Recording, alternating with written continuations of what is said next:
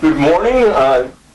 This is News from the Roots with Avram Friedman on Mountain Stream TV. And this morning we have Chelsea White of Progressive Nation with us.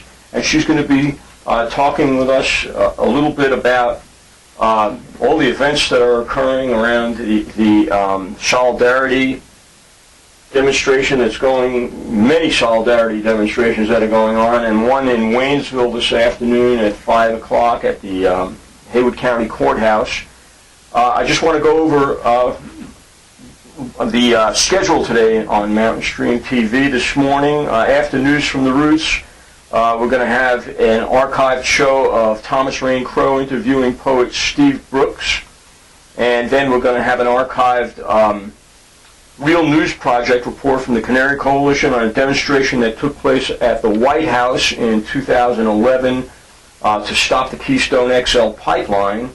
And then at 11:30 we're going to have a 30-minute documentary about called Stop the Fracking ACP, which is a documentary about stopping the Atlantic Coast Pipeline, a 200-mile walk that took place in March of this year in the eastern part of the state to stop the Atlantic Coast Pipeline. Okay, so we're here with Chelsea White, and thanks again for being with us. Chelsea, tell us what's going on and why this is so important. Yeah, absolutely. Thank you for having me here this morning. I'm really excited to be a part of what has turned out to be an incredible demonstration across the whole state and country in response to Charlottesville, Virginia. And so today we're going to be holding our own here in Haywood County. And really, it's so important because I think that one of the most disgusting aspects of what happened was that the organizers behind the white supremacy movement in Charlottesville were finding their acts defensible and were defending them by claiming that it was a part of their culture that they were standing up for, and claiming that it was a part of our culture as Southerners. And as someone who grew up here and was raised here in these mountains, I found that to just be incredibly misleading and misrepresentative. And not only was what happened in Charlottesville disgusting, just in nature, but I think that it's really important for white people especially, but white Southern people, to stand up and say that we stand for so much more than what these people in Charlottesville are trying to demonstrate that we stand for. And what they have done is in no way aligned with the values that we all share. And so we're calling the event in Waynesville today Southern Solidarity with the victims of Charlottesville. And it's going to take place at 5 p.m. It's going to be in downtown Waynesville, right in front of the courthouse there for Haywood County. And much like in Jackson County, Haywood County also has a Confederate monument displayed outside of their courthouse. And there's actually folklore that Haywood County was the last shot that was fired by the Confederacy during the war. Yeah. And so beyond just the boundaries of Asheville and these big city responses, I think that it's really vital that we bring this into our communities and make our communities aware of what we consider to be the true South and the true culture, and invite them in to join us in that. I think that the only way to prevent this type of violence from reoccurring under false pretenses, when it's really just a matter of hatred, is to join together and to stand up very visibly and very loudly against that hatred, and really show people what we stand for. So, I mean, this is an interesting point in history. I mean, most of us, I think, had hoped that this was what happened in Charlottesville, and just that mentality that came forward. We had hoped that was long gone in this country, or that it was just a part of a very small fringe group. And I think it is, although they did come together in numbers in Charlottesville. But I mean, that whole history of white supremacy in this country is an interesting, and it's a hard one to deny, because I mean, our Constitution in the beginning of the country applied only to white men who owned land, and women were disenfranchised, not considered people. People of color were not included in constitutional rights. Anybody who didn't have money or land was not included in those constitutional rights. And we've made steps forward to be more inclusive throughout our history, the short history of this country, really.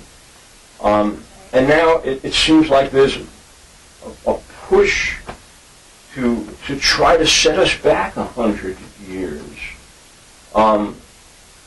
How can this happen? How can people be so far behind in their thinking and not recognize science, not recognize the basic rights of human beings? Yeah.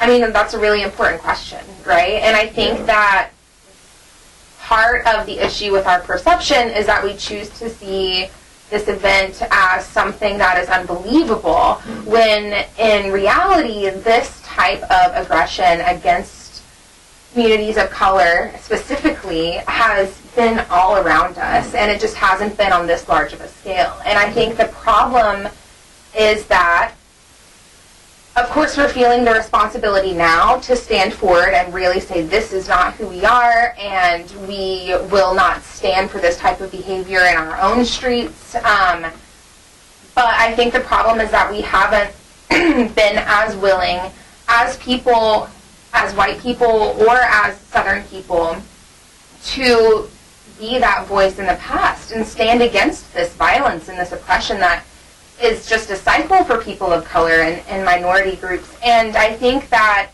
you're right, this demonstration was the largest one in decades. And I think that that's really scary, that they are feeling like that is acceptable to gather in the streets for nothing more than hatred. And I think that this is the most extreme version of it, but this is fed by a fuel that is created within our culture and within the dialogues that we allow to exist and within this narrative that we've created. Whenever black children are killed in the streets, that is the equivalent of 4,000 white supremacists marching in the streets whenever we don't cry out for injustice, whenever it happens, as a collective. And I think that that's really a hard truth to come to terms with whenever we look at what is really happening around us. And Avram, I'm going to be totally honest with you, I cried for a long time yesterday, because it really was like a coming to terms with what I thought my country was and what it turns out that it looks like. And how do we confront this reality? I mean, okay, in the immediate, I agree, we have to go out there and say this is unacceptable. But I'm trying to have a deeper understanding of the mentality behind hatred and racism, and what does an individual have to gain through hatred? And what do they somehow does that elevate you if you see other people as lower than you? I mean, for the most part, I really believe that the people who are involved in this campaign of hatred are people who are just as oppressed as some of the black people, the poorest white people, that have the least to gain by supporting, Donald Trump, if you will, and that mentality of feeding the poor to the rich, almost, lowering taxes for the wealthy and making it more and more difficult for other people to climb the economic ladder and even to be seen as human beings. What is at the root of that mentality? Is it just something that people are taught from their parents? Is it something in their religious background? I mean, what is it that is at the root of that mentality in this day and age when there's so much information out there to counter that reality? Well, I think there's two different paths that we could look at. So as far as individuals go, on an individual basis, I think that there is generally a scientific consensus that racism is born through nurture more than nature. And so yes, these ideologies are instilled from childhood, maybe not overtly, but through multiple covert reminders of their position in society, or slurs that are used, or context that's taken. But as far as in mass, this demonstration occurs, I think that the reason that so many individuals are able to be taught this is much more of a deeper historical, systematic issue. And I think that in a lot of ways, you're exactly right. These people who are demonstrating are the least, are going to benefit the least from the causes that they rally behind. Yeah. But I think systematically, and this goes all the way back to slavery and the core of these issues, I think that when it comes down to the vast income inequality, especially in America, that the way that the rich are able to keep the poor from tearing down the system, in part, there's a lot of pieces that go into it, but part of it, I think, is by convincing them that the enemy is not the people who currently pull the strings, right? Mm-hmm. And that, like I said, that goes all the way back to slavery and the plantation owners and the ones who were able to call the shots. A fear that's intentionally instilled in the population. And I think, it plays on I guess, the whole dynamic of, yes, we brought African Americans to this continent as slaves. And I think maybe some people who bought into that rhetoric, and this goes back generations, of course, fear that the black population is going to, when they get the power, rise up and seek retribution for slavery. And I don't know if you've ever seen the film, Michael Moore's film, Bowling for Columbine, and the parallel history of the NRA and the KKK. It was largely in response to fear of black retribution after the Civil War, but I think it, in a greater sense, something you said strikes home, is that there's a concerted effort by those in power to consciously divide the people below who again, least benefit from their policies of wealth redistribution up to the wealthy, and keeping a low wage labor pool, and so they convince people that labor unions are bad, that the black people, it's the Hispanic people that are taking your jobs, that are after your women, and all of this rhetoric in order to instill fear and maintain a division.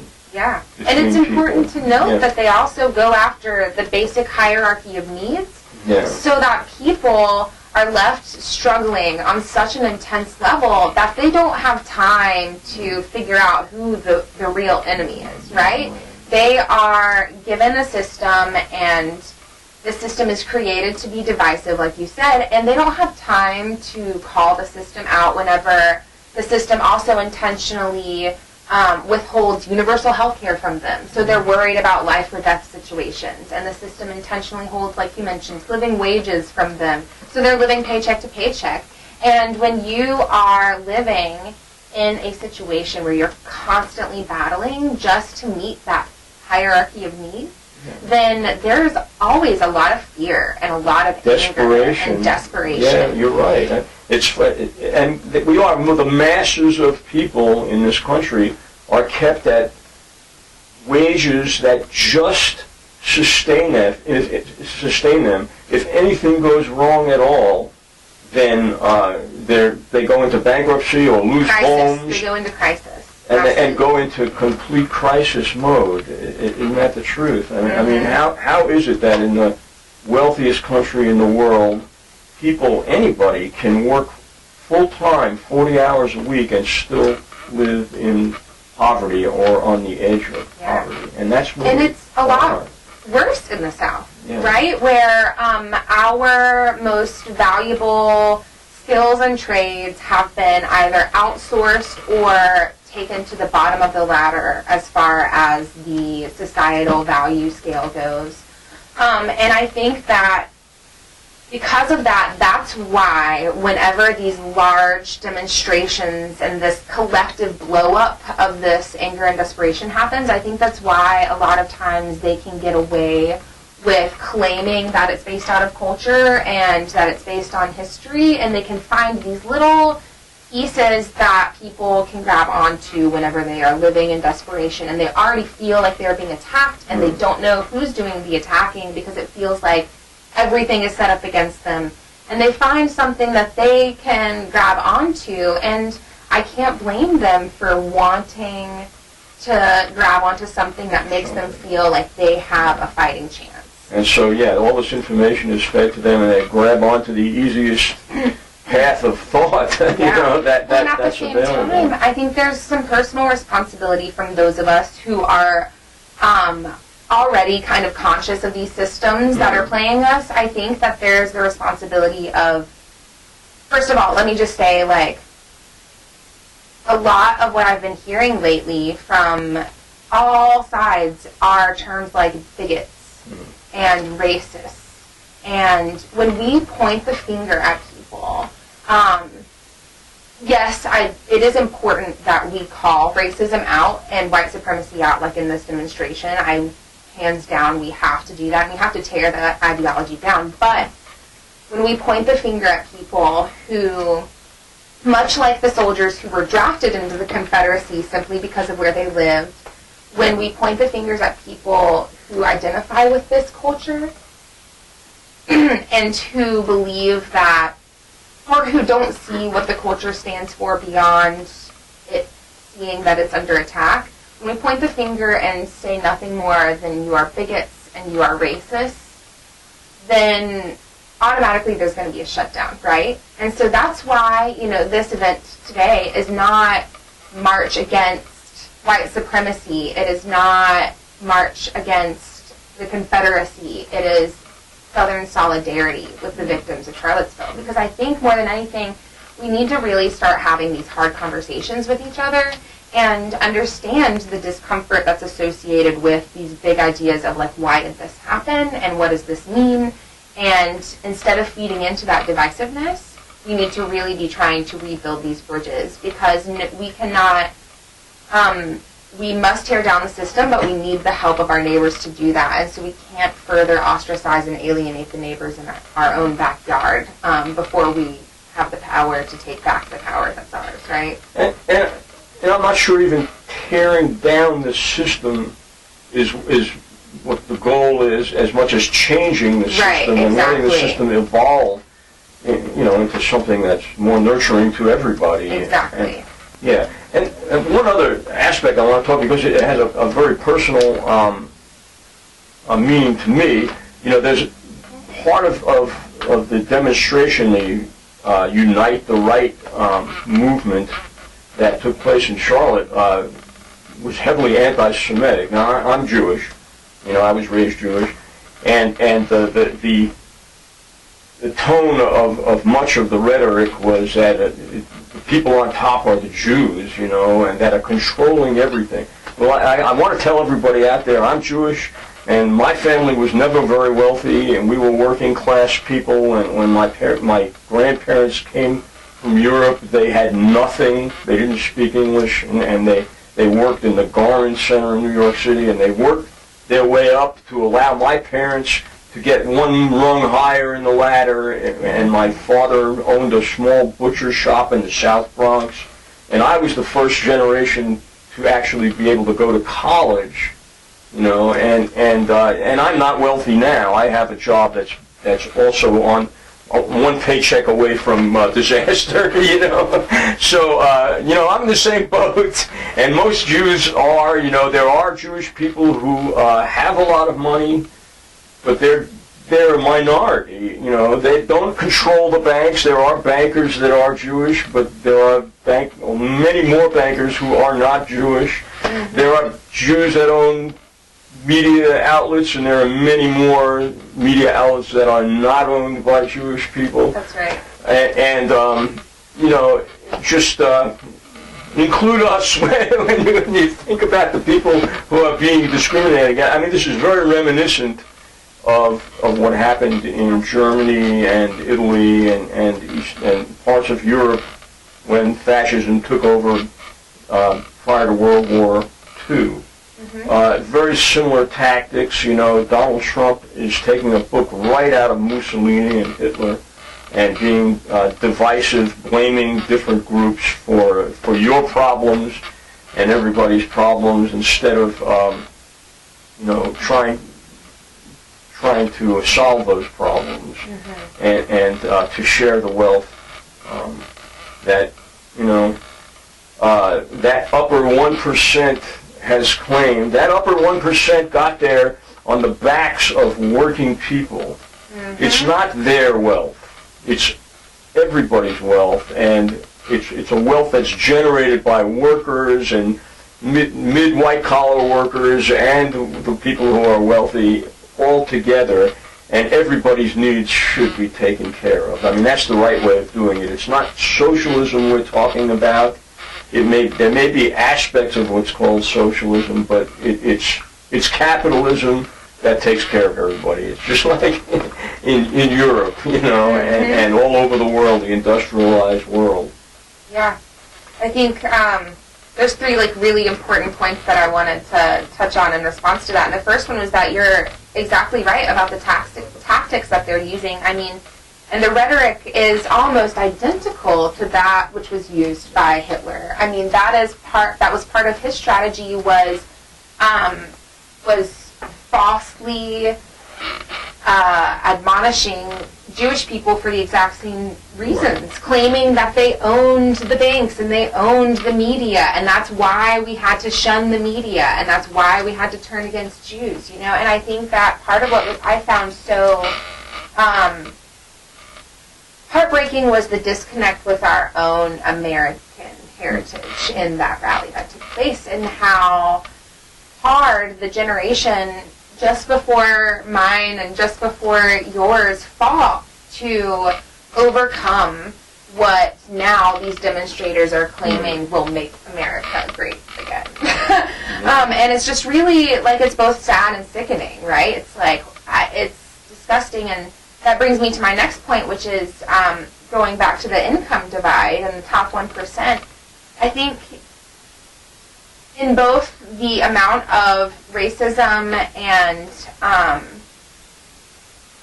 xenophobia, as well as the amount of income inequality in America, people don't quite understand the extent of it.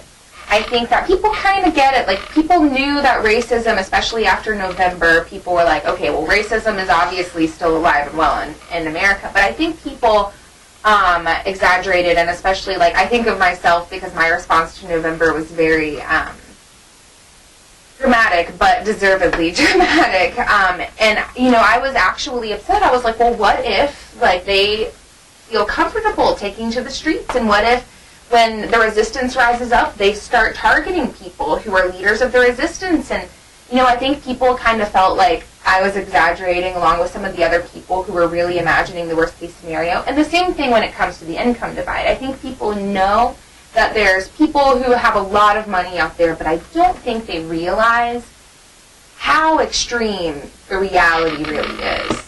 And I'm sure you've seen the same charts that I have seen when it shows what people think the income divide is, what the income divide actually is, and so I think it's unbelievable. It's unbelievable, yeah. And so I think, and And I don't have a solution to that, and in saying that, I also forgot my third point. But but I think there is a solution to that, and we're hearing it more and more. I think universal health care is part of that solution. Right. Making sure that there's a minimum wage that's... well, the solution to the perception challenge is what I was... Oh, yeah. Right. Well, I think, right. When people start, people sometimes don't realize the extent of the problem until they're the ones that are put out on the street. And that's a hard reality. And what I was going to say is by pitting the claiming that the Jews or any particular group have these resources and have this power that we neither see or know about until they decide to point it out to us, is a way of them covering up that class division portion where we could potentially rally against them, right? They say if this class division is because of one particular group, then that's the group that you have to go after, not us. So... Yeah. But, I think the solutions are out there, and it's interesting because I see things happening in two directions here. I mean, one, I see this rise of the right, and there's no doubt in my mind that it's being fed from the top, in just the same way that it happened in Europe in World War II, before World War II. Hitler, fed that first in subtle ways, by not criticizing, not stopping the violence from taking place, trying to mask the fact that it's coming from one direction. Not everybody who was in Charlottesville was responsible for those deaths. There was one group of people that was responsible for driving that car into the counter demonstration, and the counter demonstration was a peaceful demonstration, legal demonstration, and every government official should have been out and voiced outrage at that, including President Trump, and he did not, and that's very, very frightening. That he is signaling a tolerance for that type of behavior and encouraging that type of behavior. Yeah. Fortunately, the governor of Virginia did not follow suit, and other government officials spoke out and did not go along with Trump. And I think even most Republicans in Congress voiced outrage at what happened. And so maybe this country has the substance that Germany did not have, in standing up to stop it. But, I won't be convinced of that until Donald Trump is impeached. Yeah. And then we get, Mike Pence. We have a whole boatload of problems right now. Yeah. But, you mentioned the rise of the right, and I think part of what keeps me going whenever I'm really questioning my reality and how to respond to what we've been given is that with this rise of the right, as uncomfortable as it is, we've also seen this incredible movement of progressivism and unification and solidarity really come across our entire nation that far outnumbers the right. And I think that's really important because that's our foundation from which we have to build the future, right? And even in Western North Carolina, I think yesterday there was a demonstration in Brevard, Franklin, Hendersonville, and Asheville. Yeah. And that's crazy to me. I mean, I'm only 23 years old, but I think I've never witnessed public demonstrations like that on that type of scale right here in our own region. Yeah. And so I think that's really important to recognize because this is where these types of demonstrations have to happen, right? This is where the cultural intervention needs to happen because he is feeding it. And I think a lot of misinformation is allowed to be perpetuated to people that we know, our own neighbors, because he's doing it in subtle ways. He didn't go out there and say, oh, this wasn't an act of hate or this wasn't an act of violence. He said, oh, there's hate on many sides. And so it's sad, he said. It's sad, yeah. And tried to sort of redistribute the blame across groups that include people like you and me, and saying that these radical leftists are also responsible for this. And I think that it's really important that we are demonstrating in the streets of the Trump belt of the South that we stand for a lot more than what he's trying to put on us. And we will show you that we don't deserve this. And I think that for things to be happening in Macon County and Henderson County and Haywood County is really important, and is really a testimony to what we are capable of, and that times are changing. Yeah, and we have to show that we are peaceful. We have a peaceful message and a righteous message. Because I think what we can expect to see is there will be some incident. You may have heard about the Reichstag fire that took place in Germany that enabled Hitler to clamp down. Yeah. And we need to expect something like that to happen, where there'll be an incident where progressive people are going to be blamed and will be an excuse for martial law or something like that to take place. Already I have seen rumblings about the possibility of delaying the 2020 election. Have you seen that? I've seen rumors, and I really want to just give them no credit right now. I'm like, I can't possibly sit with... Well, I just think we need to be aware that these are not business as usual times, and there are forces at play here that that don't play by the rules, and so we just need to be conscious of that, and we have to hope that our Constitution is strong and that the people rise up to defend democracy in America. Yeah. Because it's going to take us to do that. And I hear what you're saying, that Mike Pence is in line. Should Trump be impeached? One step at a time, Yeah. I think that if there's a rule of law in this country, and Trump has broken the law, and I believe he has many times in terms of his finances and where they come from, and the fact that he hasn't divested of those as president, which every other president before now has done. I mean, it's constitutional law that there should not be that conflict of interest, especially when it comes to investments in foreign countries. I mean, there's so much that has happened that is impeachable, according to many constitutional scholars, that if he is not impeached, we will have broken the law. We will have broken the Constitution. And yes, if he does get impeached, Mike Pence will become president, who may not be any better philosophically than Trump. But if he breaks the law, then he'll have to go too. Yeah. It's such an overwhelming circumstance right now. It's really overwhelming is a good term for it. It's hard to put words to it sometimes, I think. But and I do think we need to be peaceful, but I also think we need to be demanding, because power has never been given up freely.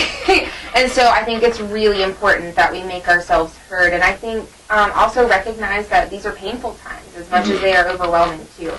And I was just watching a clip of a Sikh activist last night, and it really helped me understand, because she was talking about how these are dark times indeed, but there's the darkness of the tomb, and then there's the darkness of the womb, and how what if this is one very long and painful birth for our country, and we are very young still, and we have a lot of growing pains that we have left to get through. But that doesn't mean we can sit back and watch it as it happens. That means we have to push through that labor, right? We have to breathe when it gets overwhelming and keep pushing through the hard times. And I have to say, I see great hope in the mentality of the younger generation, the millennial, and earlier generation, because, overwhelmingly, I think, in the last election, and at least in the primary process, the younger generation voted very progressively, and without naming Bernie Sanders. but it's not Bernie Sanders. It's what Bernie Sanders represented. It's the issues that he talked about. The younger generation, overwhelmingly, like 80%, voted for that program, and for those issues, and that generation is going to win out. Yeah. I mean, it's just a matter of time. Can we let, live long enough to see that happen? Exactly. And in the meantime, not cause so much damage that they won't be able to recover from it, right? Yeah. I mean, addressing climate change, people my age didn't grow up with that, but people your age, from birth, absolutely knew about climate change and have incorporated it into their consciousness in a way that most of the people in my generation, I don't think, have. Mm-hmm. We see it as some theoretical something that's going to happen in the future, Yeah. And you say, no, this is happening now, and we got to deal with this, and this is a global issue that, and I think the concept of a global issue is something that your generation has incorporated that mine has not, Yeah. We didn't see a photograph of the globe until I was, 20 years old. and you, again, were born with that global consciousness that wasn't there before. And so I see great hope in that, and more power to you is all I can say. Thank you. Yeah, but I think also the internet, of course. I see hope in the internet because it's an alternative source of information than the propaganda that we see on the corporate mainstream news media. Yeah. All the time. It's good.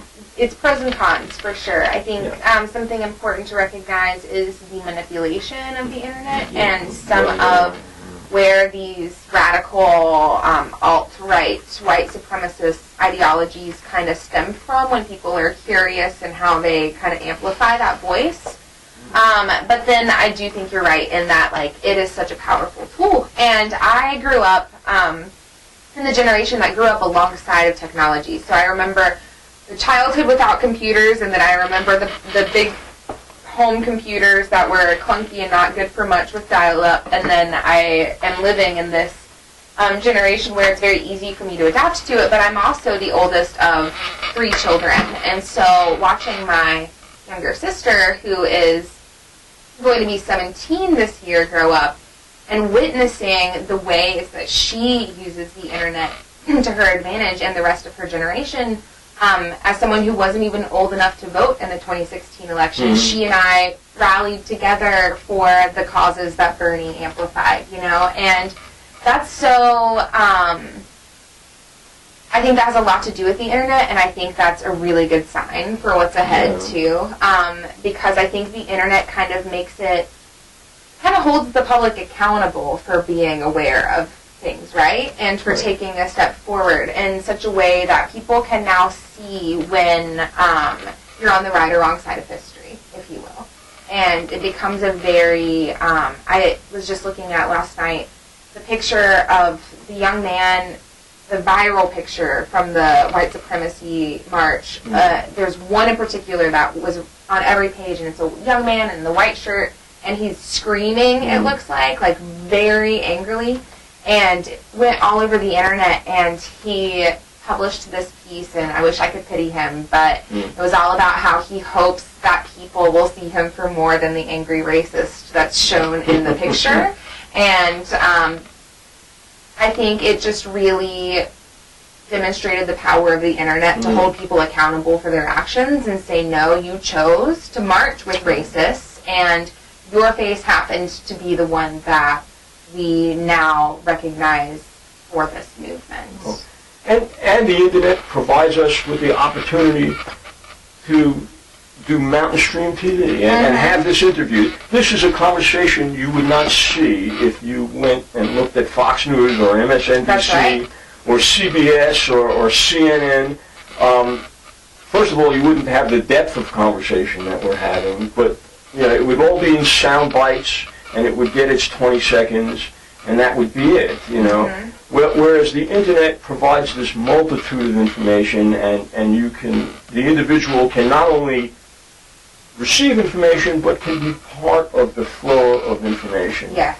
And so it's an interactive technology, and it creates this universal mind, if you will, that we all can share in and arrive at truth, that is a more common and maybe more fact-based, ultimately, truth. Yeah, absolutely. And I think, and not just information, but organizing, too. I mean, mass demonstrations are a historic part of our country's growth and learning process, but I think it's incredible to see and to be able to know that North Carolina, for instance, there's hundreds of groups that associate with the Indivisibles movement, and more than 25 demonstrations, rapid response demonstrations, were held across the entire state of North Carolina in some of the places that I mentioned, these rural communities. And I think the internet has a lot to do with that. Oh, it has. Connecting each of us and also allowing us to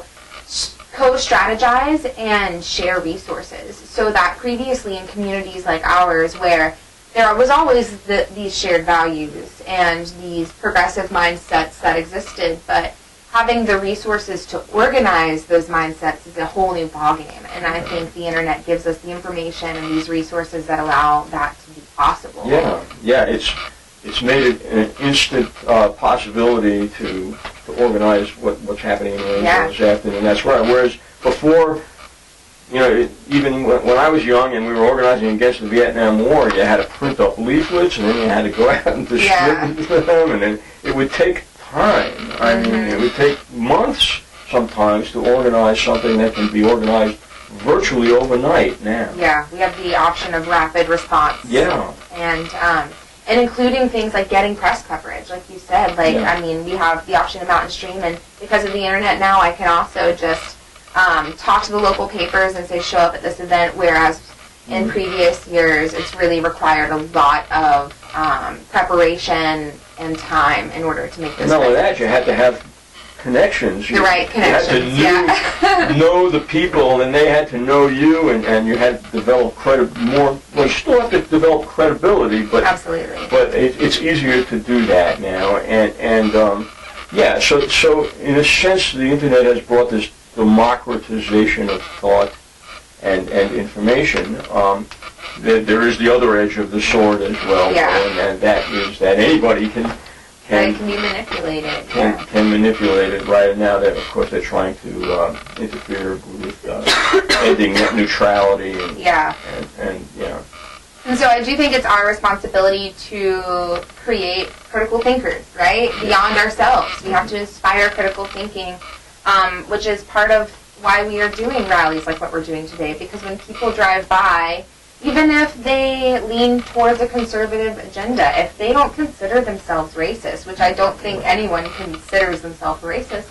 Except for very few, Except for very few, screaming young men on holding tiki torches. But I think that when they drive by and see a group of people who look like them and act like them and sound like them, singing songs that express solidarity and unity, and when they hear from voices that may not look or sound like them, or may look and sound like them, talking about the underlying values that we all inherently share, I think that we create the ecosystem in which critical thinking can start to grow. It impacts your consciousness that when you see that, and if you don't see it, that's another issue I have with the current mainstream media. It's not so much what they do tell, but it's what they don't, the omission of information.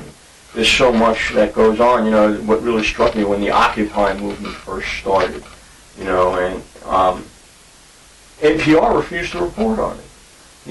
because they didn't take it seriously, or because somebody told them not to take it seriously. I don't know, but they didn't report on it. Yeah.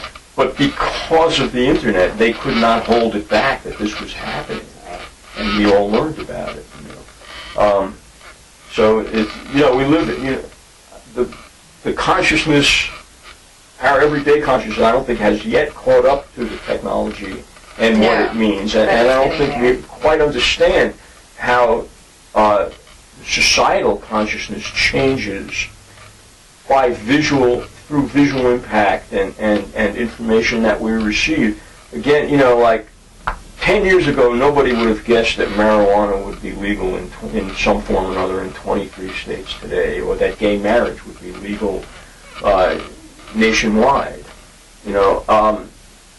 That's how rapidly the public consciousness has changed without even us realizing it, in a sense. Yeah. And it's because we're exposed to new forms of information. Mm-hmm. And I think new ways of building connections and relationships that allow us and future generations to empathize in new ways, too. I think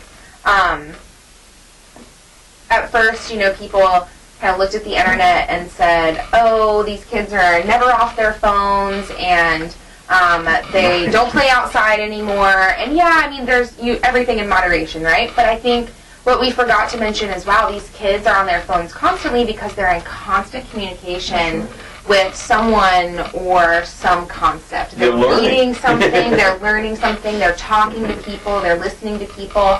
And with that comes new relationships. And so they were building relationships in ways that weren't conventional, but building relationships that allowed them to empathize on this global scale, like you mentioned. And that is, I think, really the key to what our future holds. And that type of perspective, as it continues to grow, I think it's gaining momentum right now, like crazy. And it's gaining momentum through a really painful time. So we just have to keep raising this consciousness and holding ourselves responsible, and really just continuing to move forward through the pain and through the darkness, so that people like my little sister know that everything she learns is moving her towards a more equitable and more tolerant and just more accepting society for everyone. Yeah, and I think, until the Occupy movement, the perception of my generation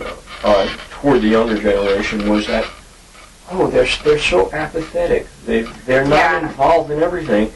And I was saying, I still say, no, they're not apathetic. That there's a sense of hopelessness and powerlessness. Exactly. It's not, which is different than apathy. Apathy says you don't care. It's not that you don't care, it's just that you didn't see any path to move forward. There's nothing you felt that you could do to impact your own future. And so there was this sense of hopelessness and powerlessness. But it's like a snowball now that you see people out on the streets doing things. You see laws changing. You see attitudes changing. That sense of apathy, or that, not apathy, but hopelessness and powerlessness is dissipating, at least among a large percentage of the population of younger people. And that's very powerful when people begin to understand their own power. And we are powerful. Absolutely. We are. Each individual on this earth is a powerful entity. Yes. And when we work together, our power is augmented. The whole is greater than the sum of its parts. Absolutely. And we can become, and we have become, a very powerful movement, I think. I absolutely agree. And I think that it's important for people to note, and I get asked a lot, where are all the young people? But I think it's also important to note that not only is there this sensation of powerlessness and hopelessness, but the system literally is trying to create that sensation and turn it into a reality as well. People my age, I feel like I kind of fall out of the norm as far as like civil engagement kind of goes. I'm over enthusiastic, but my generation is struggling in the beginning of developing their careers in a system that will not give them opportunities, and they are struggling with that hierarchy of needs that we touched on earlier. College debt, in a housing market that they couldn't hope to be able to afford to settle down, when the generation before us had 2 or 3 homes by the time they were having children and renting them out too, and I think that so that powerlessness and hopelessness is rightful, and I think that now people are starting to see that there are options for them to stay engaged that don't necessarily have to supersede their livelihood, and I think that people are connecting their action with their livelihood, and they're saying that, oh, I see now that I can't just be worrying about finding an opportunity because there's nothing there, and we have to stand up, and we have to vote, and we have to take to the streets and demand it, because like we were saying, power is never handed over freely, and I think now that collective mindset is starting to come to that conclusion together. And like you said, it's a snowball. As more people start to realize and plug in the pieces, the more people grab onto that. Like Bernie Sanders asked for a revolution, and that revolution happened. And it started very small, and people didn't realize what it was going to turn into. And it's continuing to happen. Exactly. Yeah. Well, so let's talk a little bit about what's going to happen this afternoon. Who is coming to speak in Waynesville? We are so excited. We have an amazing lineup of speakers. We tried really hard. Most of the solidarity events happened yesterday, but we wanted to make sure that there was really a meaning and substance behind ours, beyond just taking to the streets immediately in response. And so we reached out to members of leadership who represent different types of communities within our own little pocket of the mountains. And so we're going to have the Reverend from the Grace Church in the Mountains, which is located in Haywood County. We're going to have another Reverend from the Plains United Methodist Church, which is in Canton. We're also going to have a multiracial lineup. We're going to have the leader of a group called Black Mamas Bailout, and one of the organizers from the Black Lives Matter movement out of Asheville. And then we're also going to have a woman who is representing an organization called Beloved Asheville. And so that's going to be our speaker lineup, and they're really all going to reiterate, they all represent different types of communities, but all of their communities are built on the same values, and I think they're going to be sharing a little bit about those values and like the impact of the event on Charlottesville with the people that they work with, and how we can all be better advocates on behalf of our brothers and sisters, regardless of where they live or what they look like or where they come from. And we're also going to be doing some singing, so we're going to lead a few songs that will mostly be peaceful solidarity songs with a basis in revolutionary action. And this organization is put together by Progressive Nation, which is based out of Haywood County, and a group called Down Home, North Carolina, which is kind of newer. And Progressive Nation primarily is built on the idea of creating progress in its many different forms, but through 3 primary pathways, and this is one of them, and this would be what we consider building connections with our community, is what this type of event is. We also try to impact legislation, so we've been working with the Canary Coalition in part. I think one of our members, Susan Clemens, I believe, she's passing one of the environmental resolutions to pledge to clean energy in the town of Waynesville. Susan Williams? Williams, yes, thank you.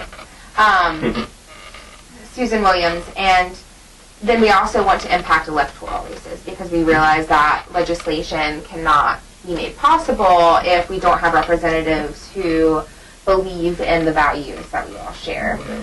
And Down Home, North Carolina is, as of right now, focused more on the community aspect. They are an organizing group that seeks primarily to redistribute power as it currently exists by allowing community members in rural southern areas to self-organize, specifically the lower income, working class, people who typically get ignored or overlooked by like big nationwide campaigns or statewide campaigns, or live in an area like ours where the big organizing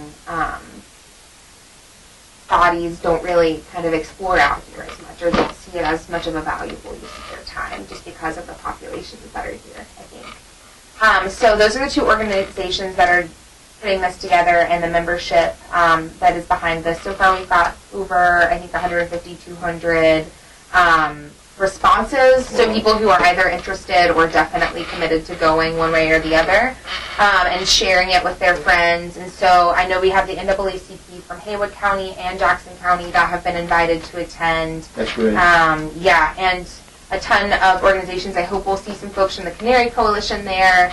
Like I mentioned from the speakers earlier, the Black Mama Bailout and Beloved Asheville will hopefully be there, as well as some of our surrounding indivisible groups too. So it's interesting. The NAACP in Jackson County is mostly made up of white people. Yes, that's true. But what's interesting about that? Well, I mean, the history of the NAACP is actually started by a group of white and black people.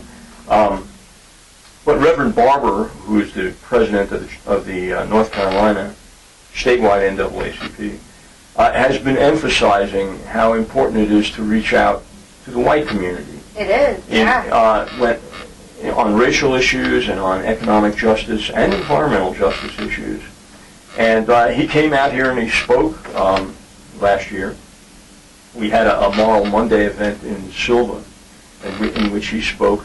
And he's got a very good sense of humor, but he was saying, how it's often portrayed that one of the reasons that Medicaid is being cut in North Carolina, or they're not accepting Medicaid funds from the federal government that we're entitled to, that would insure over 500,000 people.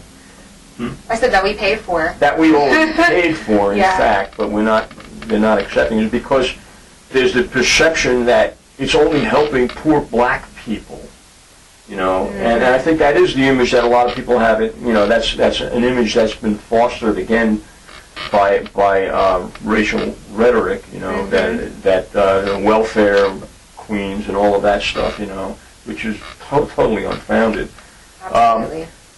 But in terms of Medicaid, he came out here and he cited the figure that in Jackson County there's about 2,000 people that rely on Medicaid. He said, folks, that ain't black folks. That's mostly white people that are dependent on Medicaid, and poor white people, and Medicare, and Social Security, all of these programs which, we're led to believe are helping only the underclass people of color.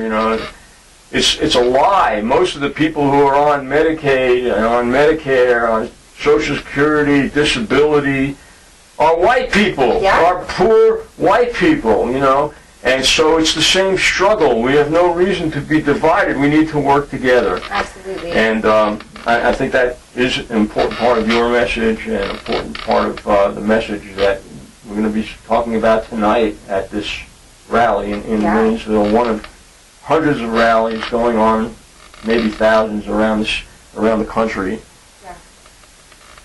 Well, let's continue this conversation sometime soon. If you will, Chelsea, please come back. Even on a weekly or a monthly basis, it'd be great. I'd love for Progressive Nation and Indivisible to have your own show on Mountain Stream TV. Thank you for that. And let's keep it up to date and keep people informed and try to build our audience. We're just getting started here. But thank you again for coming. This has been great. Yes, absolutely. Thank you for doing this program. I'm definitely excited to be sharing it with my friends and to be raising some awareness around the collective progressive voice that exists out here. So thank you so much for having me, Avram. Thanks, Chelsea.